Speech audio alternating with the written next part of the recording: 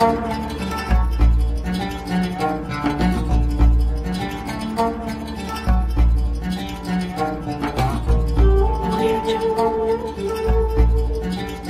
शेखई hospital के अॻियां हिते बीठो हुयुसि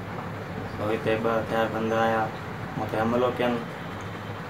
धक बक पिया आहिनि मूंखे ऐं मूंखां गाॾी फुरे IG सिंध खे अपील थो कयां SSP के। जी नाज़रीन मां तव्हांखे ॿुधाईंदो त मेयर 20 सेक्शन थाणे जी हद डॉक्टर एजाज शेख जे सेंटर अॻियां 2 ॾींहं अॻु हथियारबंदनि हथां मोटरसाइकिल फुर करण दौरान मज़ामत कंदे ज़ख़्मी थियल रंग जे कारीगर गुलाम सरोवर डेपर जो एहसान डेपर हुसैन डेपर कमरदीन ॿियनि सां गॾु मेयर में साफ़ सां ॻाल्हाईंदे चयो आहे त गुज़िरियल राति डॉक्टर एजाज शेख जे अस्पताल भरिसां पंहिंजी मोटरसाइकिल ते बीठो हुयुसि त 2 प्यादल हथियारबंद जे ज़ोर ते मुंहिंजी 125 गाॾी फुर करण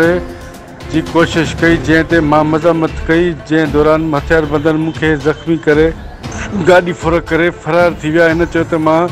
रंग जो कारीगर आहियां मज़दूरी कंदो आहियां। हिन IG सिंध DIG हैदराबाद ऐं SSP दादू खे अपील कई त मां मज़दूर माण्हू आहियां मुंहिंजी फुर थियल गाॾी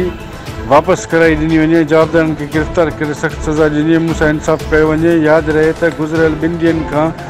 चोरियूं ऐं फुरूं रोज़ जो मामूल बणियल आहिनि मगर पुलिस इंतज़ामिया शहरियुनि खे तहफ़ुज़ ॾियण में मुकमल तौरु नाकाम बणियल आहे।